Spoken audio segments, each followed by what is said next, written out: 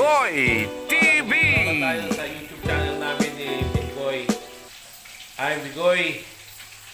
Please subscribe Magluluto kami ngayon ng tinatawag naming buridibud. Buridibud. Ilocano style. Tingnan natin yung mga ingredients ng ating buridibud. Ilocano style. Okay, please subscribe Please, doon nandyan sa baba, pakipindot na lang yung subscribe, like, and comment. Okay, thank you very much. Ayan guys, meron tayong ilalagay na string beans. Ang tawag dito sa amin ay utong, sitaw.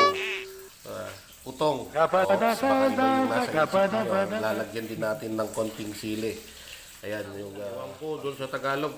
Pasensya na, basta panlang na ito. Ito naman, meron tayong kamote. Meron tayong galyang. Gabi po. Ito naman ay yan. Oh no! Sana ganito yung ibibigay natin sa ating mga girlfriend ngayong ano yan? Nagtinatawag nila? Araw ng mga puso daw. Dapat araw-araw ay araw ng mga puso. Hindi lang Valentine's. Di ba? Amsi sa Ilocano. Sa Masarap Tagalog, ito.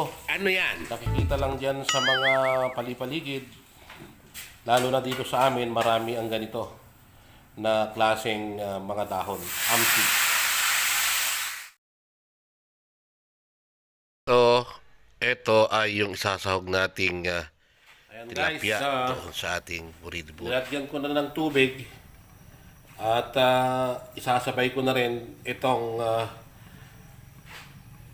kamote at saka ng gabi. Yan, lalagay po natin. Antayin po natin hanggang sa magamitin natin ang patis. Kung wala tayong bagoong. Yan na, patis. Alternatibo na pwedeng pangpalasa sa ating buridibud. Yan guys, medyo durog na siya. Mas magandang durug-durugin mo ng konti. Yan, durug-durugin mo ng konti para matamis yung kanyang sabaw. Durug-durugin ng konti. Yan, yan. Ayan si Big Boy.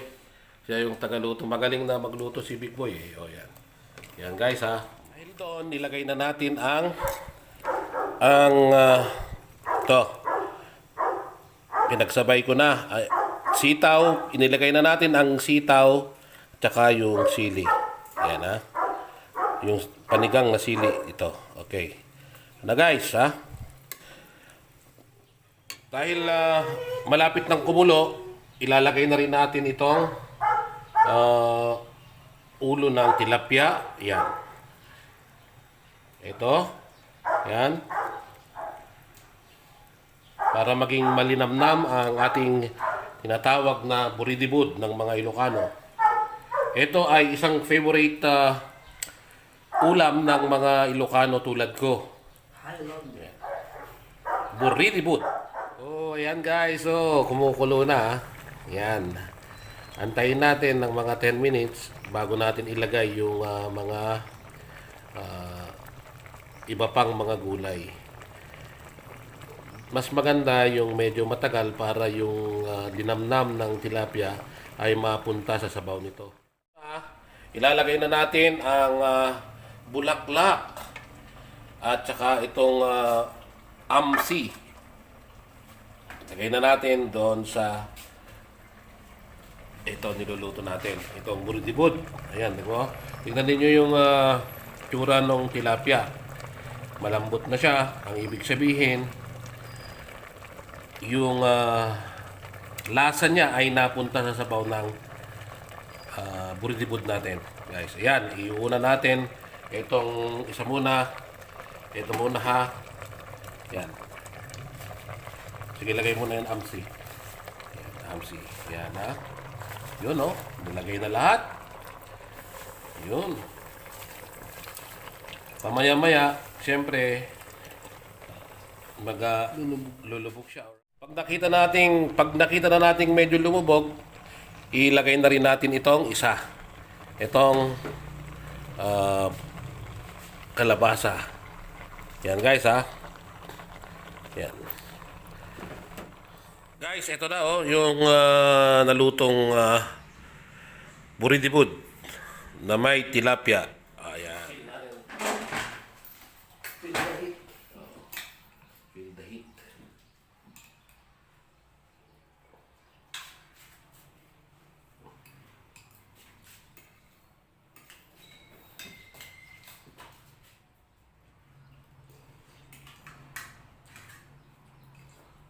Yan.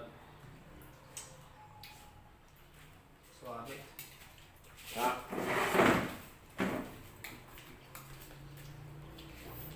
Magre-recapture sa mga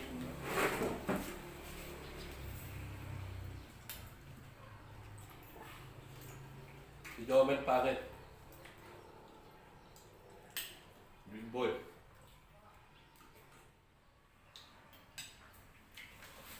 Sarap.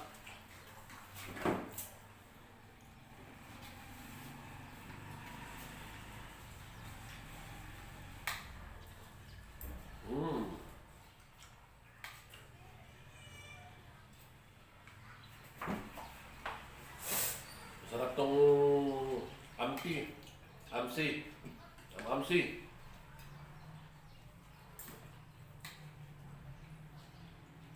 Sobrang delikado na ako eh.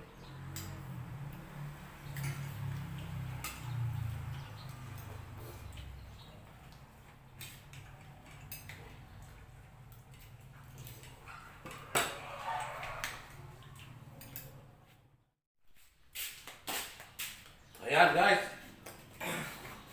Suabe. Sarap. Ha? Busog na busog kami. Huwag po kayong magsawang manood. Huwag po kayong magsawang mag-subscribe sa aking YouTube channel.